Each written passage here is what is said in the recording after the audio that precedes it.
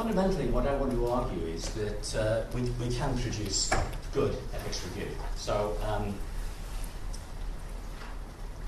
cards on the table as far as I'm concerned, ethical review is essential. But it has to be the right kind of ethical review, and there are lots of different ways of doing ethical review. So that's what I want to argue.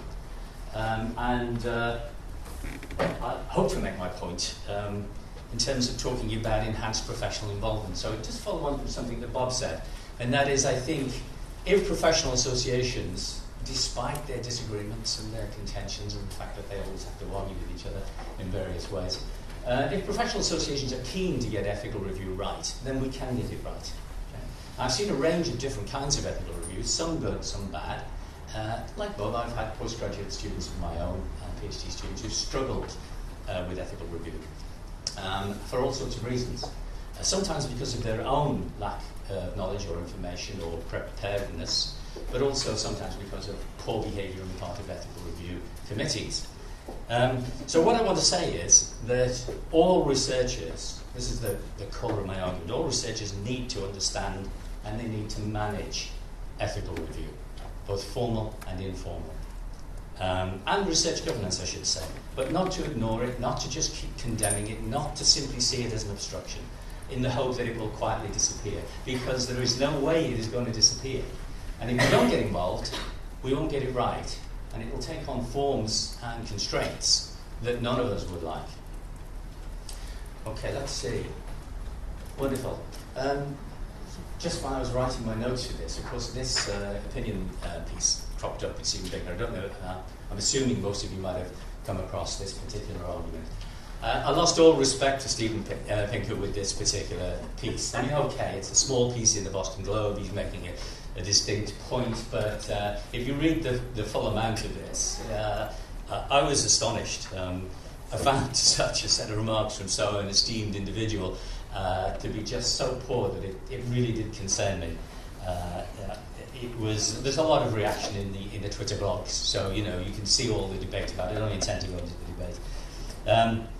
It's full of spurious correlations, emotional dredging. It's got idealistic forecasting, over-extrapolated trends. Lots of things. But I suppose, okay, it's an opinion piece. Maybe he doesn't mean it. I don't know. If he does mean it, I think it's extremely worrying. No, of course we shouldn't get out of the way, and particularly not in the field of bioethics. Yes, there's wonderful things that can be done. Science will save us all in the end, I'm sure. However, it can do an awful lot of damage as well. And what I would certainly argue, and throughout my talk I hope to argue, that if we are careful about how we review things, then that damage can be prevented. I suppose when we are doing ethical review, these are the questions we ask, aren't they, of proposed research. Who's doing it, why are they doing it, and how are they doing it? They're crucial questions. Incidentally, I have no objection to you sharing these slides with anybody afterwards, right? So they're there. Open access, as far as I'm concerned.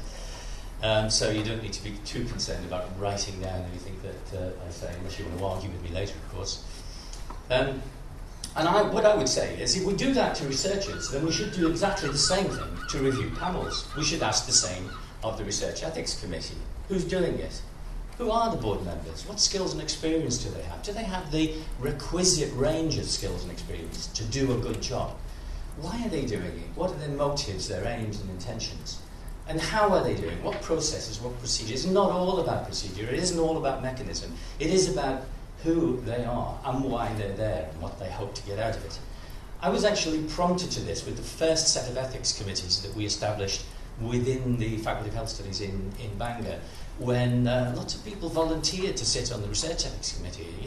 No reward for this, a lot of extra time. And I wondered why they did it until I saw my colleagues who were then all having to get PhDs or do master's degrees in order to carry on working within the university.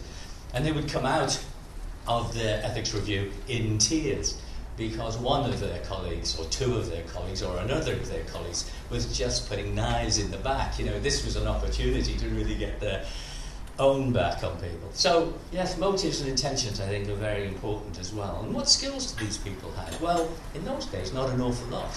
Certainly not an awful lot in terms of moral philosophy, and certainly not an awful lot in terms of the realities of doing research on the ground. But I think we should be asking the same questions of the Research Ethics Committee that we would ask of researchers who are coming in with their proposals. Now, we can regard these as variables, who, why, and how. Then you can see these could range across a lot of degrees of formality, different degrees of formality. Then it need not always be heavily done. It can be done informally. And one of our colleagues here, Martin, actually worked with me on one of our informal review processes and subsequently set up a very interesting review process, informal review process of his own, which I'm sure he will talk about later. But before I continue, I am going to reiterate this. Sorry, I was just reading. This occurred to me as well. It's funny how these things crop up, isn't it? You spot them as you're preparing to write. Beware to succumbing to the cognitive illusion of the fundamental attribution error. This is in one of my favourite books at the moment, The Organised Mind by Daniel Levitin. I think I do have an organised mind. Now I know why. Neuropsychologists are telling me why I have an organised mind. I feel much better about it. It's a trait versus situation. Now, I want to talk about the situation. I think there are some traits to reviewers. That people will sit on a committee because they like being on committees, or they have a bureaucratic mentality, if you like. But context is really very influential. And Levitin is making this point in this book. That's why I did that slide. Okay, this is the distinction that I want to repeat, and I think it's quite important. It's a distinction between research ethics and research governance. I think ethics is about treating people with respect and dignity, concern for their values and lives. It is, I think, fundamentally professional integrity, whereas research governance is institutional integrity. I want to make this difference. I think it's quite important. Okay, they're both about good science. They're both about proper behaviour. Proper behaviour when representing an institution, and proper behaviour when dealing with human subjects, however we hold the perspective on them. Okay, so let's make this point. Independent ethics review is risk alert, but it isn't averse to risk. In order to do it well, we've got to be knowledgeable, experienced about ethics, and also experienced about methodological practices. We also need to retain, and I think this is a flaw in many research ethics committees, we need to keep an accessible record about why we decided a particular thing in the past. In other words, there needs to be a record of previous decisions and the grounds for those decisions. We need to be independent in our thinking and our judgment calls.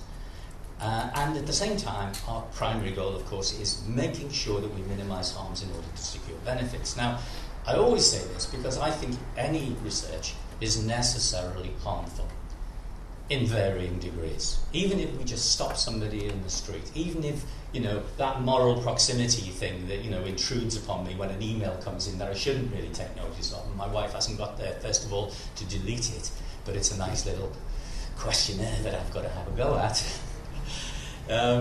because of my moral proximity. It is a harm because I should be doing something else. I should be, writing that article, I should be preparing this talk and things like that. Instead of doing that interesting questionnaire. It's always a harm, even if it is just taking in somebody's time. And of course, it varies in degrees of invasiveness and intrusiveness. I actually want to come back to that. But obviously, we wouldn't be doing it if we didn't think there was some benefit. We could have a lengthy discussion about what the benefits are. Governance is something else. Research governance is risk-averse. It limits damages. It's not just risk-aware, it's risk-averse. Yes, you still have to be, in order to do it, you have to be knowledgeable and experienced with professional standards in scientific research. You also still need that auditable record of decisions. Why did you do something? Now, you need it for a slightly different reason here, because that if somebody prosecutes you later or takes you to court for any particular reason or sues you, then you need to see why you made the decision in the first place or why that decision was implicated. And of course, those judgments are contingent on corporate liability. In this case, you're avoiding harms in order to secure benefits. You still recognise your needing to secure benefits, and otherwise you wouldn't be doing it. But you're avoiding harms in order to secure benefits. I like to think of this as a nice little Venn diagram of overlaps between these different sort of areas, these property spaces, and think of these as kind of movable. What I would suggest then is that the governance and accountability, they do overlap, of course they do, between, say, a Research Ethics Committee and a Research Governance Committee, but it should be only a little bit of overlap, and it should be a procedural overlap. the science can overlap a lot more with both of them, right? But ideally, I would argue you need to keep these separate to a large degree. Now, what I would suggest is that the complaints that people have, let's say in North America with IRBs, has to do with IRBs are fundamentally about research governance. They're about protecting the institution. They are not about independent ethical review, institutional review boards. The name tells you everything. It's an institutional review board. If you call it a research ethics committee, it should not be operating as an institutional review board. Right? It should be operating in terms of independent oversight. I think one of the problems with the systems that have been brought in by the research councils within the UK is that they haven't got this right yet, and different universities operate in different ways. And when I've looked at them, it seems to me sometimes they've got IRBs, sometimes they have independent research ethics committees, and they don't fully understand what the difference is between these. You have to look at the management rules, you have to look at the procedural rules and so on in order to see whether there is a difference. Now, what I want to do is quickly move towards illustrating these in terms of some cases. So, this is just some of Ron's recs, some of Ron's research ethics committees, and I've chosen these specifically in order to illustrate the point. The independent and informal one that I mentioned is for the Social Research Association Ethics Forum, which gives advice and guidance independently to researchers. So researchers send an email to me or to the organisation saying, I've got this problem, what should we do about it? Now immediately we say things like, look, we can only give you advice, we can only guide you, you can ignore what we have to say, and you certainly can't take us to court on it, right? What matters is that there's a range of different experts with a lot of experience, and what we're trying to do is help you solve some of your problems. Now, the kinds of problems that come through there are many and varied. Sometimes independent researchers are being forced to do something by a manager or a supervisor that they don't like, they think is unethical. How can they deal with it? At other times, they're out in the field, something's cropped up, which they're concerned about. What should they do about it? They don't want to mention it to their manager, their supervisor, or their institution because it creates all sorts of problems for them. So can you help? Right? And the range is many and varied. Some very interesting, some very testing questions and taxing questions.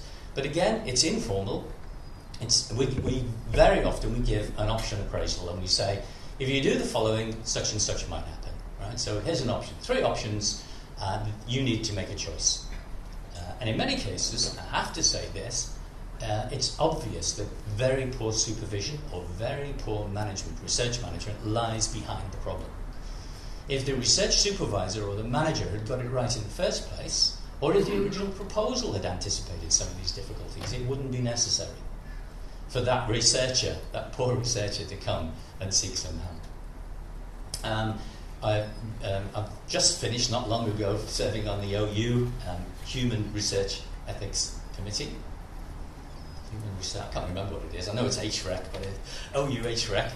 Now, of course, in that situation, it isn't really about research governance so much. I think the OU might have got it right.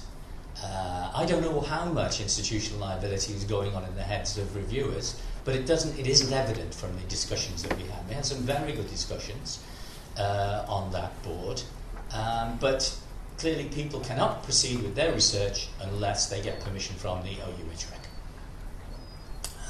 I think Rose is still on that, and I'm sure she'd agree with me. The level of debate is very good, very informative, and again, one of the interesting things, if it's right, we learn things from it as well. And honestly say that all my years in this, I learn something at least once a week, if not faster. With the European Commission, the different levels, I don't know if any of you are involved with research proposals through HP7 or H2020, but the interesting thing now is that there's a very systematic procedure. There's what's called pre-screening. One reviewer looks at it first of all. If it looks okay, it's passed. If they've got any doubt at all, they then put it into screening. 2 reviewers look at it. Right? If both of them say it's okay, it's passed. Now, it's already received its scientific approval. It's already got its funding. but it's now come to ethics. Right? Now, if ethics doesn't like it, or say there's a problem, it can be bumped back. If it looks entirely unethical, because the scientific reviewers, and I've done that as well, if they don't spot anything unethical, then it's up to the ethics reviewers to spot it. But they're not supposed to be concerned with it, although as a science reviewer, I have actually said, I think this needs to go to ethics and it needs to go to a full review. After screening, if one or both of the ethics reviewers thinks it's problematic, it then goes to a full assessment panel. And in fact, what that means is a group of about 4 or 5 people, chaired by an independent chair, then review the proposal. Very often at that stage, it's not going to be rejected.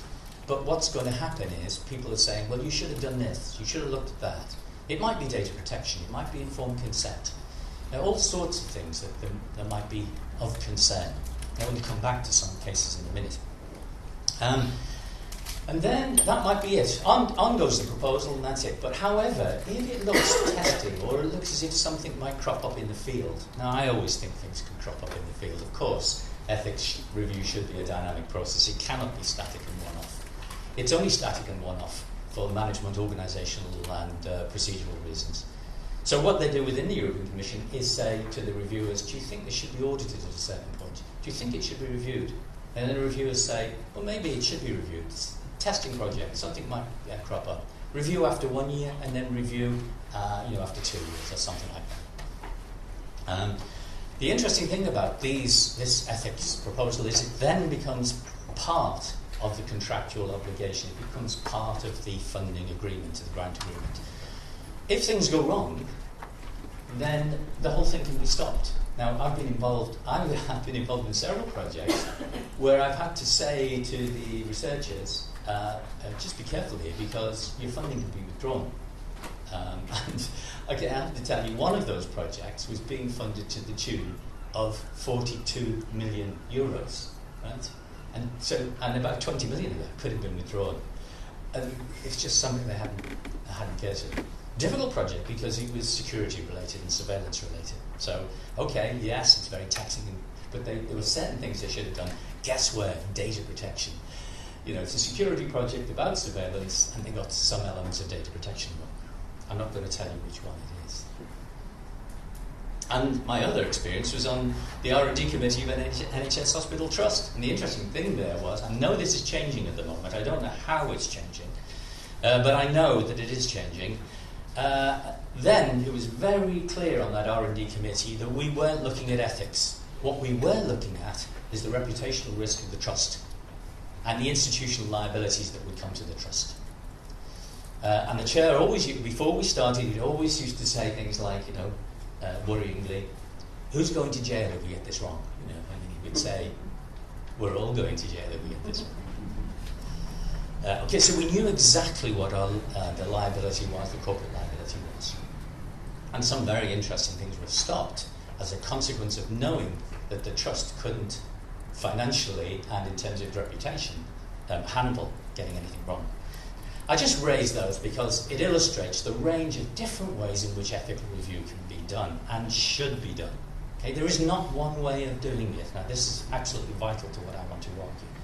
Of course, these are the main principles. The Academy of Social Science project that I've been involved with for the past 3 years is all about saying, can we get a consensus across the social sciences for this? Can qualitative researchers talk with quantitative researchers about these values, about dignity, minimal harm, about freedom, about proportionality, and so on. The interesting thing is that sometimes they can and sometimes they can't, within the Social Research Association, when I was involved with it in the 1980s, we actually had 2 distinct streams. One was for the quantitative researchers and one was for the qualitative researchers because they really couldn't talk to each other. Fortunately, that has changed. It isn't like that anymore. I think we'd all agree these are the main principles. And some of them are kind of coming to the fore a little bit more now, particularly looking at privacy and particularly privacy by design, which is an interesting sort of concept built into the architecture, and citizenship rights. these are the things I keep coming across in Europe in particular. What are the contexts? We know what the contexts are. They are political, they're cultural, they're to do with the economics of the situation, they're to do with the environment, individual psychologies, the law. Can't sidestep the law always, and we'll come back to that. And they're to do with the scientific concept, if you like, the discipline, the profession that we're operating within. Okay, now, these are the things that I think we need to be thinking about contextually.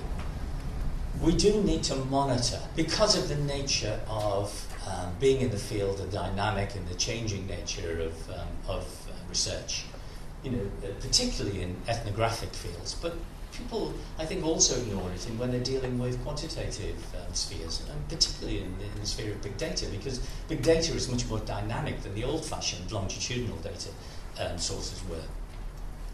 We need to be aware of cultural variations, how expectations and values vary across different contexts. We need to be aware of the law. These are complex fields now, very, very complex fields. Despite the attempt to get a universality both in morality and in law, certainly across Europe, and then, in terms of professional applications across the globe, it's very complex to be aware of that, and most of the committees that I'm involved in these days have been interdisciplinary, and that's even more complex. I learn a hell of a lot, talking to people who are outside the social sciences. And actually, I believe they learn an awful lot from me challenging some of the assumptions that they make. I think that interdisciplinarity and interprofessionality is very, very important because of the complexity of most modern research problems. They tend to be interdisciplinary because we're looking at problems in the broad. I want to come back to invasion and intrusion because I've had some very interesting debates about what's intrusive in research and what's invasive in research. And also big data. 3 minutes? Whoa, dear, oh dear, a lot to go. Okay, here we are then, very, very quickly. Let's look at some cases. Because of audit, and these are the justifications, if you like, for this. Because of being aware of the law, politics, doing an audit and regulations update, we came across, in one committee, breaches of national data protection law in their own country by 3 police authorities.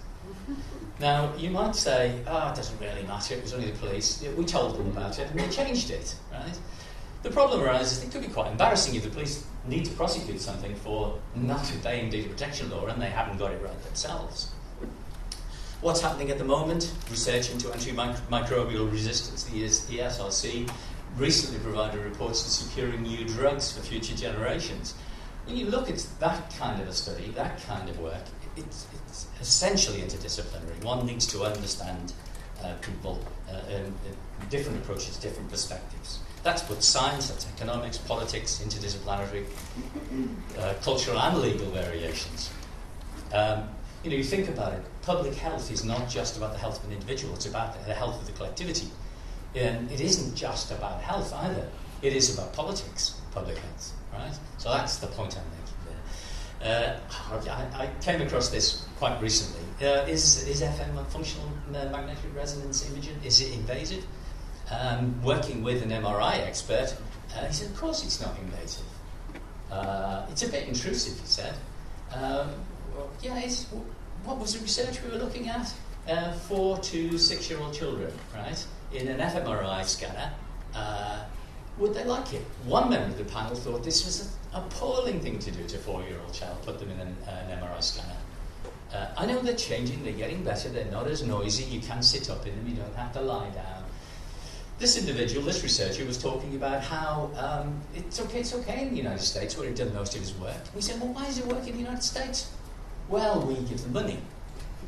Right? Now, that doesn't work in Europe. It works in the United States, okay, right? It's still cultural variations. I think it's extremely invasive. How on earth can you say that magnetic resonance is not invasive when you're dealing with the brain? Anyway, we can have an argument about that. And here's another one. Standardized comparative questionnaire administered to children between the ages of 12 and 16 in one country transposed to another. The items were about sexual behavior, 12-year-olds, right? Sexual behavior, drug taking, alcohol use, smoking in family life, right? It went down extremely well in One country, not a problem. Transposed to another country, hit the newspaper headlines, created all sorts of problems. So, cultural variations are absolutely important. We could talk about big data. I wanted to talk about urban exploration because that's ongoing. Lovely stuff for ethnographers.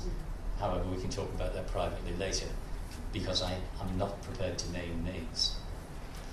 What are the solutions? Value the researcher's independence. Researchers, I'm all for virtue ethics now.